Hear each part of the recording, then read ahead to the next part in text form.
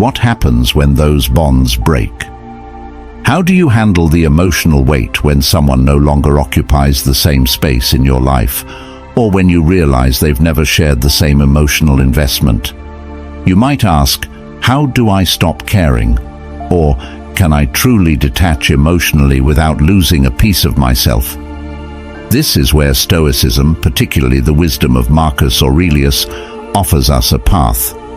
The Stoics were masters at understanding human emotions, not by avoiding them, but by learning how to balance their grip on our lives.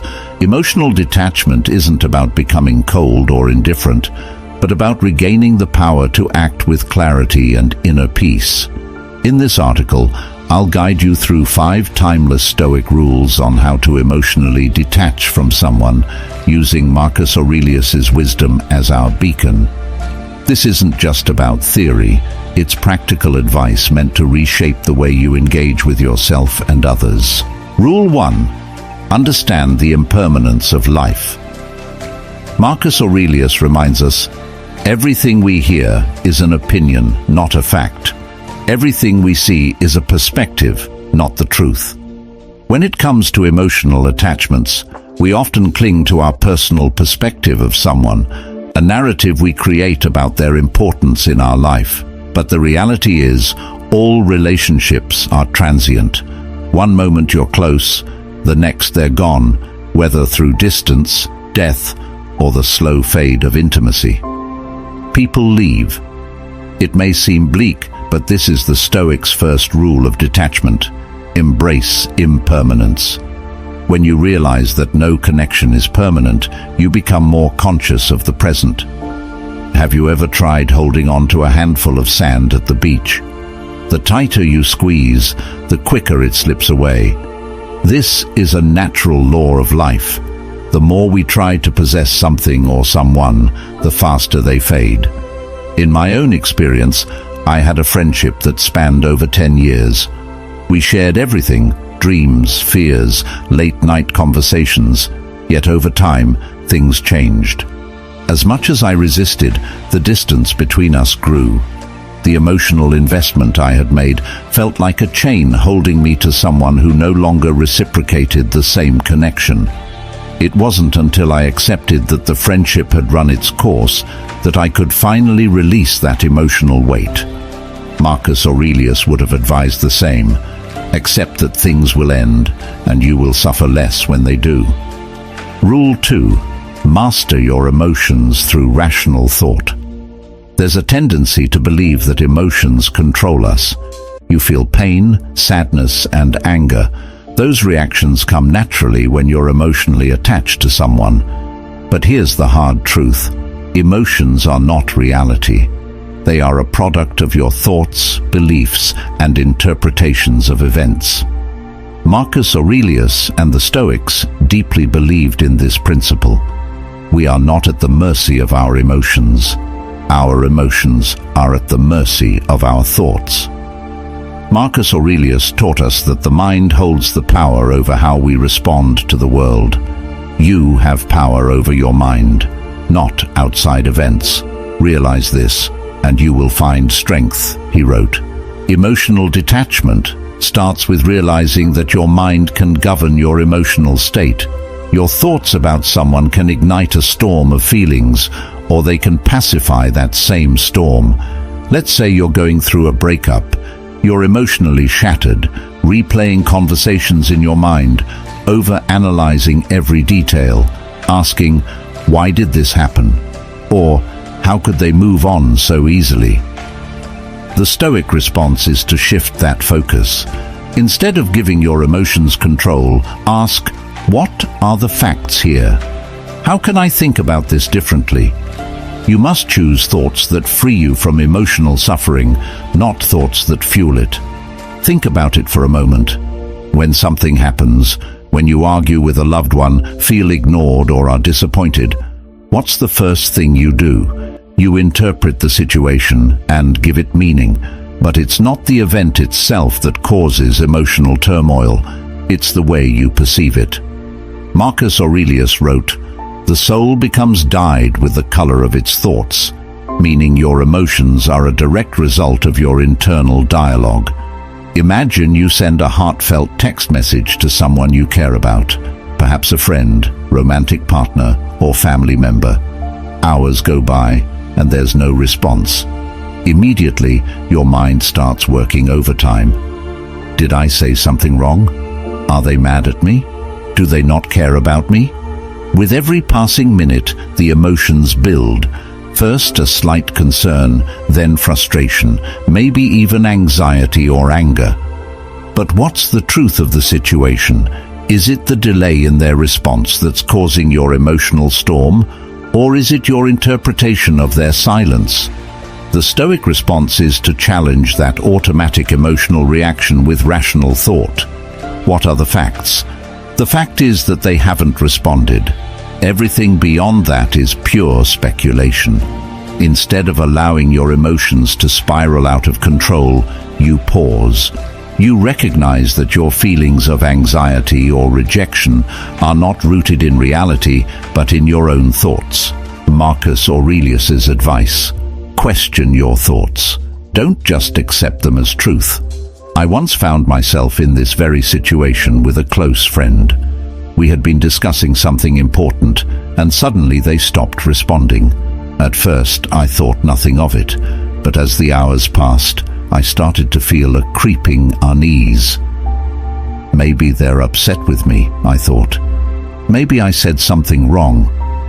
By the time the night ended, I had convinced myself that the friendship was on the brink of collapse. My emotions were everywhere: worry, guilt, frustration. But when I stopped to examine what was actually happening, I realized something crucial. Nothing had happened. My friend had simply gotten busy. When I reached out calmly the next day, they responded without issue, completely unaware of the emotional storm I had put myself through. In a rare moment of clarity, I remembered Marcus Aurelius's words: focus on what's within your control, your thoughts, your actions, not the outcome or the person's feelings. By redirecting your mind, you will learn to release the emotional turmoil. If you're still watching, please like and comment below with a sign that you've noticed in your own relationships. Your insights might help others recognize similar patterns and foster healthier connections. Rule 3. Practice negative visualization. At first glance, negative visualization might seem like a strange or even counterproductive practice. Why would anyone want to deliberately imagine losing something or someone they care about? Doesn't that just add unnecessary stress? The truth is, this Stoic exercise, championed by Marcus Aurelius, is one of the most powerful tools to help you emotionally detach, not by hardening your heart, but by preparing your mind for life's inevitable losses.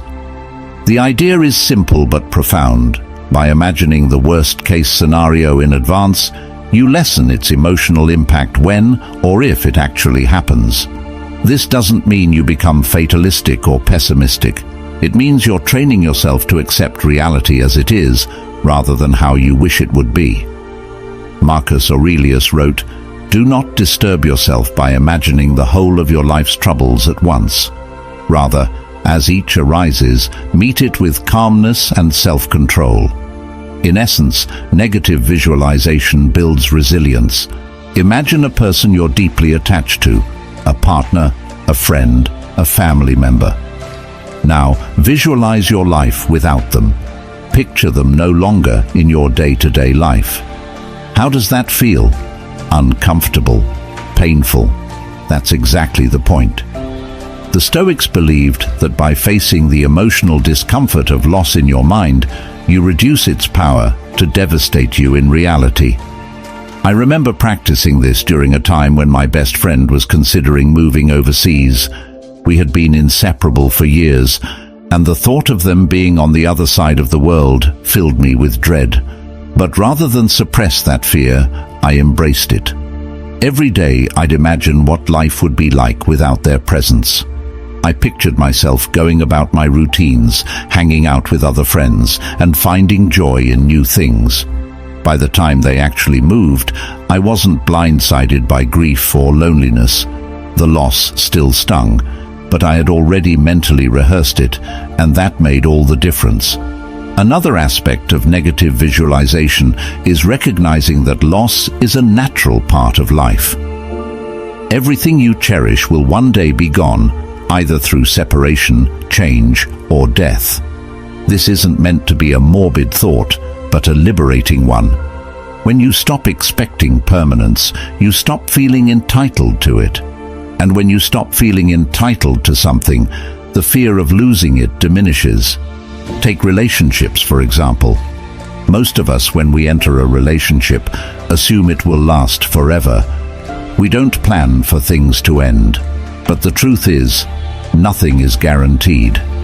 Rather than clinging to the false hope of permanence, the Stoic approach is to appreciate what you have while you have it, knowing that it will eventually change. This shift in perspective can be incredibly freeing. I once had a relationship where I was constantly anxious about it ending. The thought of losing that person consumed me. But when I started practicing negative visualization, I stopped obsessing over trying to control the outcome. I imagined life after the relationship, and although it was painful to consider, it reminded me to be grateful for the present moment. When the relationship did eventually end, I found myself more prepared than I ever thought I'd be. The real gift of negative visualization is that it strengthens your inner resilience. By repeatedly imagining worst-case scenarios, you develop an inner stability that can't be easily shaken by life's changes. You learn that no matter what happens, you will be okay. And that's the ultimate form of emotional detachment, not from life, but from the illusion that you need things to stay the same in order to be happy. Rule 4. Focus on what you can control. One of the core teachings of Stoicism, and one of the most empowering realizations you can embrace, is that there are things within your control and there are things outside of your control. When it comes to emotionally detaching from someone, this distinction becomes absolutely crucial. Why? Because so much of the pain we feel in relationships stems from our desire to control things that we simply can't. Marcus Aurelius, in his Meditations, repeatedly emphasizes the need to focus only on what is within our control, our thoughts, actions, and responses. Everything else, other people's behavior, the outcomes of situations, the passing of time, is outside of our control. The more you try to control what's outside your influence, the more you will suffer. Emotional detachment, then, is not about coldly distancing yourself from others, but rather about letting go of your attachment to outcomes you cannot dictate. When you're deeply attached to someone, whether it's a romantic partner, friend, or family member, it's natural to want to influence how they feel about you. You want them to care about you in the same way you care about them. But the harsh truth is that you can't control their emotions. You can't make someone love you, appreciate you, or treat you the way you deserve. The only thing you can control is how you respond to their actions. Take a moment to reflect on a time when you tried to influence someone's feelings or behavior. Maybe you bent over backward to win someone's affection, or you exhausted yourself trying to prove your worth to a friend who never seemed to truly value you. How did that feel? Likely, it left you feeling frustrated, anxious, and powerless because you were chasing something beyond your control. In my own experience, I was once in a relationship where I felt like I was constantly trying to keep things together. No matter how much effort I put into planning dates, sending thoughtful messages, or being emotionally available, it felt like I was always one step behind.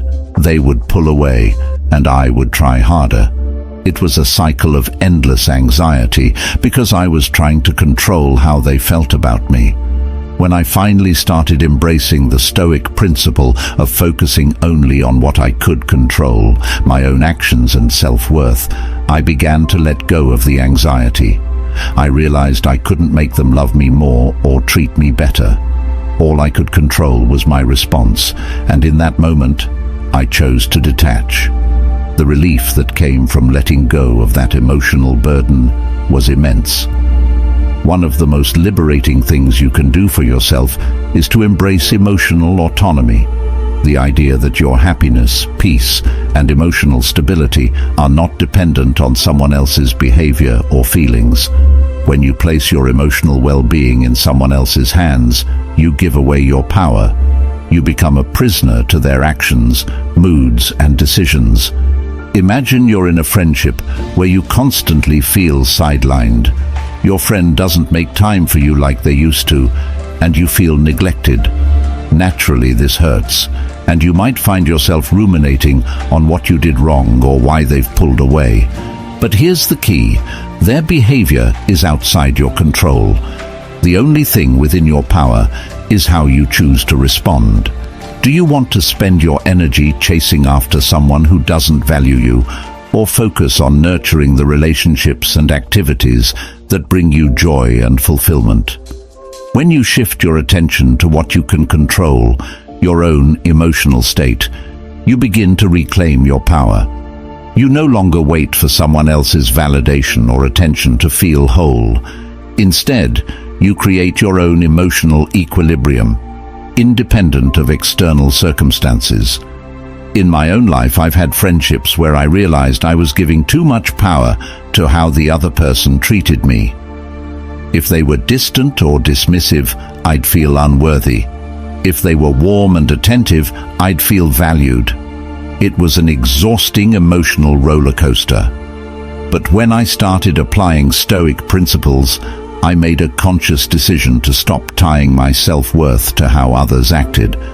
I began to focus on cultivating my own emotional well-being, independent of their behavior. This didn't mean I cared less. It meant I stopped letting their actions dictate my inner peace. The ultimate goal of emotional detachment isn't indifference, it's acceptance. Acceptance that life is unpredictable, that people are unpredictable, and that no matter how much we wish we could control everything, we can't. What we can do is accept things as they are, rather than as we wish they would be. Imagine you're dealing with a breakup. You feel lost, hurt, and overwhelmed by the situation. Your mind races with questions. What if I had done something differently? Why did this happen? Can I fix this? These are natural questions, but they're rooted in a desire to control something that has already happened, a desire to reverse the outcome. Instead of tormenting yourself with what-ifs, the Stoic response is to accept the reality of the situation. Marcus Aurelius writes, "The impediment to action advances action. What stands in the way becomes the way." In other words, the obstacles we face are not hindrances, they are opportunities to grow. When you accept what's outside your control, you stop wasting energy trying to change the past or influence others and start focusing on how you can move forward. In one of the toughest times of my life, I experienced the sudden and painful loss of a relationship I thought was solid. At first, I was consumed by the desire to understand why it happened and what I could have done differently. But slowly, I realized the only way to find peace was to accept the situation as it was, not as I wanted it to be. I couldn't change the past, and I couldn't control how the other person felt. What I could control was how I reacted to that loss. Instead of clinging to what was gone, I embraced the present reality and found strength in acceptance. Rule 5. Reflect on the bigger picture. When you're deeply entangled in the emotions of a relationship or difficult situation, it's easy to lose perspective.